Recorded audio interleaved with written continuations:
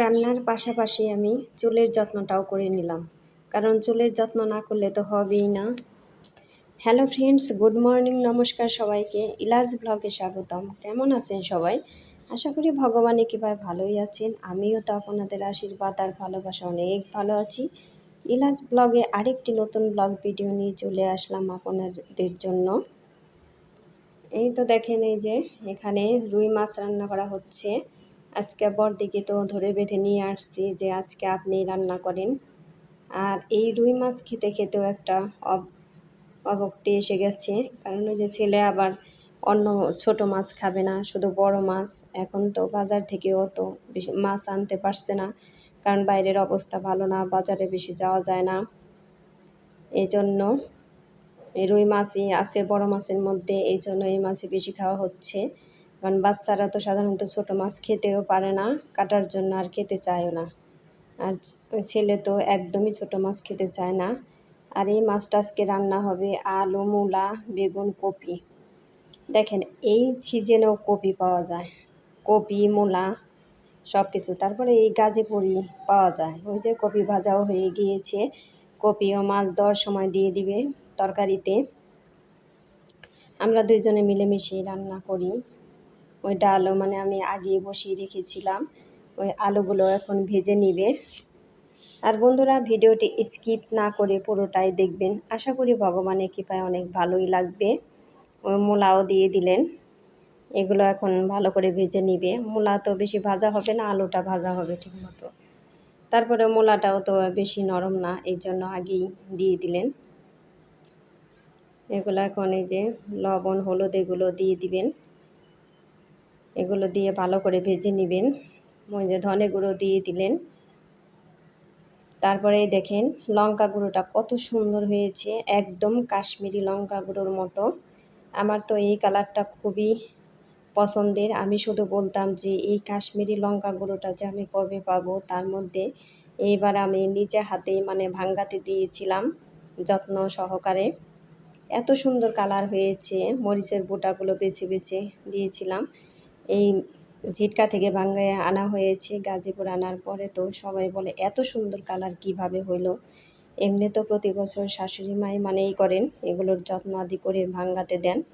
আর এবার তো কেউ বাড়িতে ছিল না, শুধু আমি দিয়েছিলাম, এজন্য আমি এগুলো যত্ন আদি করে ভাঙ্গাতে দিয়ে নিয়ে আসছি। খুবই সুন্দর কালার হয়েছে। আর আমরা তো মরিচের গুঁড়া অত বেশি খাই না, শুধু একটু কালারের জন্য দিতে হয়। কারণ কথায় আছে না, চোখে না খেলে কিন্তু মুখেও খায় না, সেই রকম। কালার সুন্দর না দেখা গেলে ওটা খেতেও ইচ্ছে করে না। ওদিকে আবার ডালটা সোমবার দিয়ে নেবেন, এই জন্য তেজপাতা, শুকনো মরিচ দিয়ে দিলাম। ওই যে আমি আবার এদিক থেকে এগিয়ে এগিয়ে দিচ্ছি, বড়দি আবার ওইখান থেকে রান্না করছে, বলতেছে যে তাড়াতাড়ি আমাকে এগিয়ে দে, তাই তাড়াতাড়ি রান্নাটা হয়ে যাবে। এখন পেঁয়াজ, রসুন এগুলো ভেজে নেবেন। আগের ভিডিওতে এক দিদি ভাই কমেন্ট করছেন, দিদি ভাইয়ের নামটা হলো মিতালি চৌধুরী, যে দি ভাই লাইক দিয়ে পুরো ভিডিওটা দেখলাম, খুব ভালো লাগলো, খুব সুন্দর হয়েছে তোমার কাজকর্ম, খুব ভালো লাগলো। থ্যাংক ইউ সো মাচ, এত সুন্দর কমেন্ট করার জন্য তোমাকে অশেষ অশেষ ধন্যবাদ। আরেকটা দিদি ভাই কমেন্ট করেছেন, দিদি ভাইটা হলো ডিপ পেন্টক্স ব্লগের, যে দিদি ভাই লাইক দিয়ে দেখতে শুরু করলাম, আজও বিশ্বাস আর ভরসার থেকেই ফুল সাপোর্ট করেছি। থ্যাংক ইউ সো মাচ দিদি ভাই। দিদি ভাই, আপনারা ফুল সাপোর্ট না করলে তো আমি আগাতে পারবো না। আপনারা আমাকে করবে, আমিও আপনাদের করব। এই তো গল্প করতে করতে যে ডাল সোমবারও হয়ে গিয়েছে, আমি আবার একটু টেস্ট করে দেখছি যে ডালে লবণ লাগবো কিনা। আর এদিকে তো তরকারিও জাল হচ্ছে হাই ফ্লেমে। ডাল প্রায় হয়ে গিয়েছে, এরপরে যে একটু লবণ লাগবে তাই লবণও দিয়ে দিলাম। ওই ডাটা দেওয়া হয়েছে ডালে, এই ডাটা দিয়ে তো ডাল খুবই টেস্ট লাগে, মসুরের ডাল। আর এদিকে আবার এই যে আমি ওই যে চুল রান্নার পাশাপাশি তো চুলের যত্ন নিতে হয়, আসলেও তাই। চুলের যত্ন না নিলে তো চুলের অবস্থা এমনিই যে খারাপ। আমার তো চুল ওঠে একদমই দফা ঠান্ডা। ওই যে ওদিকে তরকারিতে আমি বড়দি দিয়ে দিচ্ছেন কপি ভাজা, আর সাথে মাছও দিয়ে দিবেন, তাই বলছিলাম খাবার টেবিলে বসে যে চুল উঠে যাচ্ছে একদম, তাই বড়দি আমাকে বলছিল যে ছেলের স্কুলে গিয়ে ওখান থেকে মেহেদি পাতা নিয়ে আসবো, তারপরে দেওয়া যাবে। তাই বড়দা আবার বললো আমার অফিসে আছে, ওখান থেকে আমি এনে দিব, তোমার আর ওখান থেকে আনতে হবে না। তারপরের দিনই নিয়ে আসছেন, অনেকগুলা পাতাই নিয়ে আসছেন। তারপরে যে বড়দি বলতেছে খালা আসুক, খালা এসে বেটে দিবে, তারপরে মাথায় দিব। আমি বলতেছি মা খালার আসতে তো 3টা 3:30 বাজবে, তখন বাটবে কখন, মাথায় দিব কখন, আর স্নান করব কখন? তারপরে বলে যে তাহলে কি করব? আমি বললাম ঠিক আমি দিয়ে বাটবো। তারপর আমি যে বাটা শুরু করলাম। আর এদিকে তো বড়দির তরকারি প্রায় হয়ে গিয়েছে, ওই যে কয়েকটা আলু গালিয়ে দিল যাতে তরকারিটা ঘন হয় আর খেতেও টেস্ট হয় বেশি। আর ওই যে তরকারিটা কিন্তু দেখতে একদমই সুন্দর হয়েছে আর খুবই টেস্ট হয়েছিল রুই মাছের তরকারিটা। আর অকালের দিনের কপি তো এত বেশি ভালো হয় না, তারপরেও একদম ভালো হয়েছে। আর এই যে এখানে আবার চচ্চড়ি রান্না করবে।